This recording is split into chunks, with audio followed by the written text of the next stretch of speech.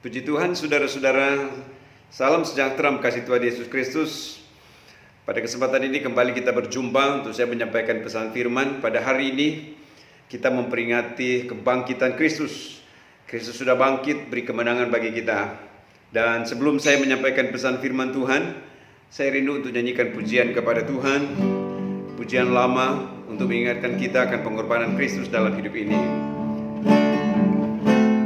Hidup yang putus asa tak berarti, jalan dengan tanpa harapan,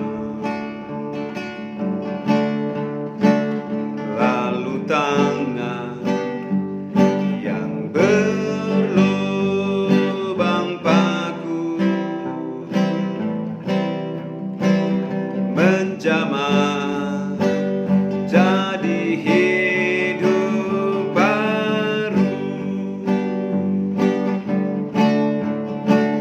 dan kayu yang kasar mengubahkan jalan hidup yang penuh kegagalan. Ku puji Dia selama-lamanya, sebab salib mengubah hidupku, dan ku yakin darah Yesus yang suci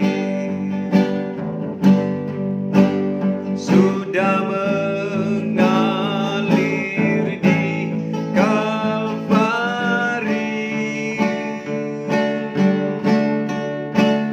Bila zaman berlalu, dunia menderu, ku tetap pegang salib itu.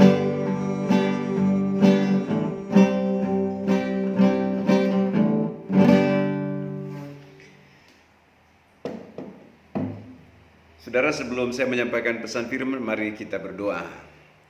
Bapa di sorga, di dalam nama Yesus, kami bersyukur hari ini kami boleh memperingati kebangkitan Kristus. Engkau sudah mati dan Engkau sudah bangkit, dan oleh kebangkitan memberi kepastian di dalam kehidupan kami, dalam kami melayani dan mengiring akan Engkau. Kami bersyukur kalau kami boleh menikmati kasih karunia kebaikan Tuhan itu, dan lewat kebenaran firman-Mu yang akan hamba sampaikan. Urapi hamba-Mu dan urapi semua kami yang mendengarkan akan kebenaran firman Tuhan ini. Dan biar berkat firman Tuhan ini menjadi bahagian dalam kehidupan kami, dalam kami melayani dan mengiring Engkau. Terima kasih Bapa, kami siap dengar firman-Mu dalam nama Tuhan Yesus Kristus. Haleluya. Amin.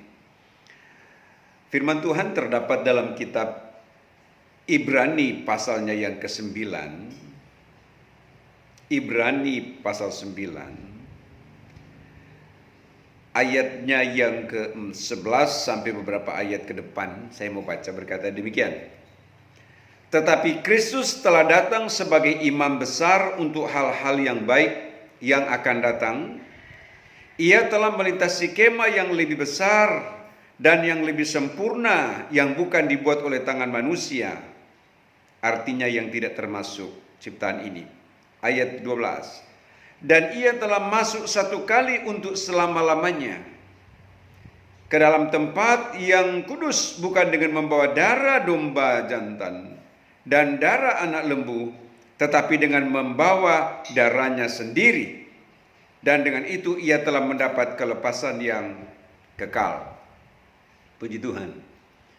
Saudara, kita peringati kebangkitan Kristus, dan ini adalah rangkaian dari peristiwa kematian dan hari ketiga dia bangkit.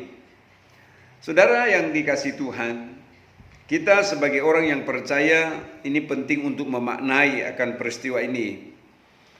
Karena tanpa kebangkitan maka tidak ada kemenangan. Maka artinya karena Kristus bangkit, maka kemenangan menjadi bagian kita. Dia berikan bagi saudara, dia berikan bagi saya. Kemenangan atas apa? Kemenangan atas dosa. Kemenangan atas perbudakan dosa, atas perhambaan dosa.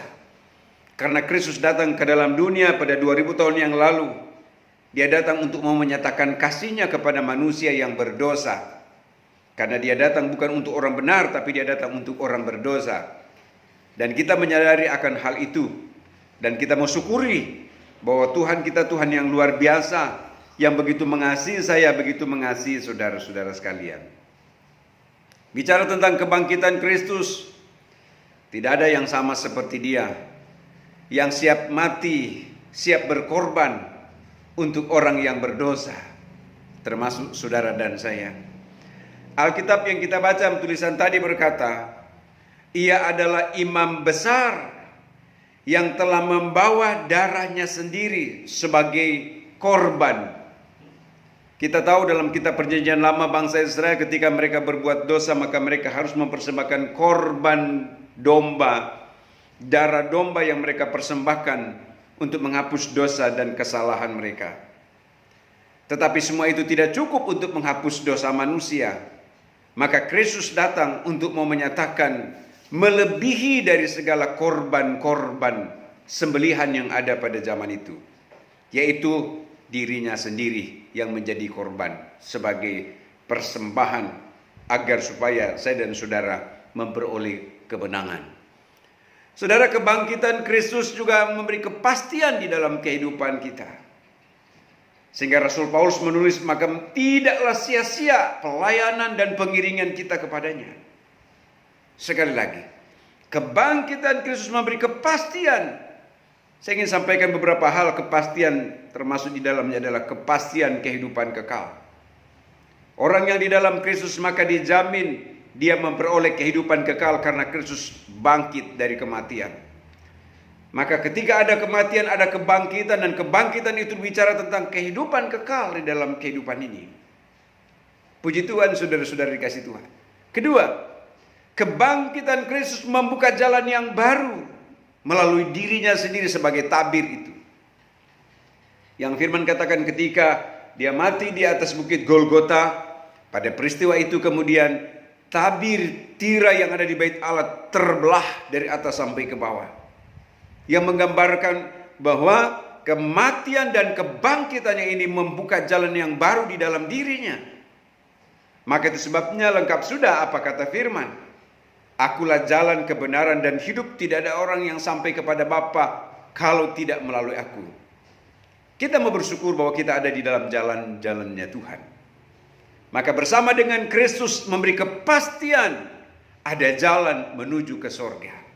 Amin, saudara-saudara kasih Tuhan. Maka kalau demikian jangan engkau tinggalkan Kristus. Ketika engkau tinggalkan Kristus, maka engkau tidak akan memiliki jalan menuju ke sorga. Di dunia ini ada banyak jalan, saudara, tapi satu-satunya jalan menuju ke sorga hanya Yesus sendiri. Dia yang sanggup untuk membawa kita sampai ke sorga melalui dirinya. Selanjutnya, saudara-saudara, kebangkitan Kristus juga untuk meruntuhkan tembok pemisah antara Allah dan manusia. Sebab ketika manusia jatuh di dalam dosa, maka putus hubungan antara manusia dengan Allah. Dosalah yang menyebabkan terputus hubungan antara Allah dan manusia, karena ulah dan perbuatan manusia. Tetapi kebangkitan Kristus memulihkan kembali hubungan itu. Sehingga ketika dia membuka jalan yang baru, kita bisa masuk di dalamnya. Saudara yang dikasihi Tuhan, meruntuhkan tembok pemisah, dan ini memberi pengertian dalam kehidupan kekristenan. Sebagaimana dia Tuhan yang begitu mengasihi saya, saudara-saudara, sehingga terjadi sebuah rekonsiliasi antara manusia dengan Bapa di sorga di dalam pribadi Kristus. Ini menunjukkan bahwa engkau adalah pribadi yang spesial di mata Tuhan. Amin, saudara-saudara. Menjadi pribadi yang spesial kenapa? Karena kita mau menaruh percaya kepada Dia yang telah mati dan yang telah bangkit. Amin, puji Tuhan. Saudara-saudara jemaat yang dikasihi Tuhan. Dan kebangkitan Kristus juga pun membangkitkan kehidupan rohani setiap kita semua. Saudara yang dikasihi Tuhan, para murid-murid Tuhan, ketika mereka datang di kubur-kubur kosong, lalu mereka sampaikan kepada para murid-murid, ada di antara murid yang bernama Thomas yang tidak percaya. Ketika mereka datang ke kubur dan menyaksikan bahwa benar-benar Kristus sudah bangkit, terjadi kehebohan pada waktu itu, saudara. Tapi itu memang nyata bahwa dia bangkit karena nubuatan dalam firman harus tergenapi. Dia tidak mati selamanya, tetapi dia bangkit, beri kemenangan bagi setiap saudara-saudara sekalian. Selanjutnya, kebangkitan Kristus juga untuk dia mau menyatakan kasih karunia-Nya bagi saudara dan saya.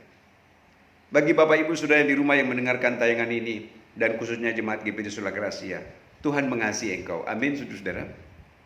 Iya. Tuhan mengasihimu. Sebagaimana dia sudah mati untuk saya dan dia bangkit untuk saudara-saudara. Ini wujud dari kasih-Nya bagi kita. Ada lagu pujian berkata, kasih-Nya. Saudara-saudara, dia mengasihi kita melebihi dari segala-galanya. Bahkan dia yang lebih dulu mengasihi kita. Dia yang lebih dulu berinisiatif untuk dia mau menyatakan kepada saudara dan saya sebagai manusia berdosa, agar supaya engkau memperoleh keselamatan. Maka itu sebabnya di kesempatan ini saya mau sampaikan kepada kita sekalian, di waktu yang terbatas ini, dan khusus kepada jemaat GPJ Sola Gracia, mari saudara-saudara, di momen Paskah kebangkitan Kristus, kematian dan kebangkitan Kristus di tahun 2022 ini, makin lagi kita lebih mengasihi akan Tuhan. Makin lagi kita lebih setia kepada Tuhan. Dia sudah membuka jalan yang baru. Kitab Ibrani berkata, mari kita masuk dalam jalan yang dibuat oleh Tuhan itu, yaitu dirinya sendiri sebagai tabir, yaitu ketika terus mau berserah kepadanya. Di dalam dia tidak ada keraguan, di dalam dia ada kepastian, karena dia sudah bangkit. Amin. Puji Tuhan. Selamat Paskah bagi Bapak Ibu, saudara-saudara sekalian. Salam saya untuk keluarga, suami, istri, Bapak Ibu, saudara-saudara, anak saudara dimanapun saudara berada. Kasih karunia Tuhan, penyertaan yang dari Tuhan Yesus Kristus menjadi bagian saudara-saudara sekalian. Puji Tuhan, Tuhan Yesus memberkati. Saya mau berdoa. Terima kasih Tuhan. Kesempatan ini kami boleh dilawat lewat kebenaran firman-Mu, untuk mengingatkan akan kasih Tuhan yang luar biasa kami alami, kami miliki sampai hari ini. Kami bersyukur untuk pengorbanan. Terima kasih Engkau sudah bangkit, memberi kebangkitan dan kepastian dalam kehidupan kami, sebagai jaminan kehidupan kekal selama-lamanya. Saat ini hamba berdoa untuk jemaat Tuhan yang mendengarkan tayangan ini.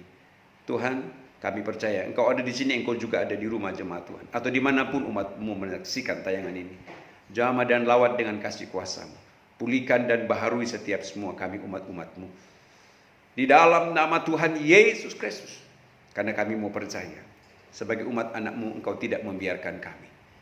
Sebagai umat ketebusan darah-Mu, Engkau terus ada bersama dengan kami. Dan kemenangan demi kemenangan, sebagaimana Kristus Engkau sudah bangkit beri kemenangan, maka kemenangan itu juga menjadi bagian kami sebagai umat pilihan. Terima kasih Bapa. Dalam nama Yesus hamba berdoa, kalau umat-Mu ada yang sakit, sembuhkan. Dalam nama Yesus, kalau umat-Mu ada dalam keadaan kelemahan, berikan kekuatan. Dalam nama Yesus Kristus, berkati pekerjaan mata pencarian jemaat Tuhan. Dan dalam kehidupan mereka terus mempermuliakan akan nama Tuhan. Terima kasih Tuhan. Di dalam nama Yesus, hamba berdoa dan bersyukur. Haleluya. Amin. Puji Tuhan. Tuhan Yesus memberkati saudara-saudara sekalian.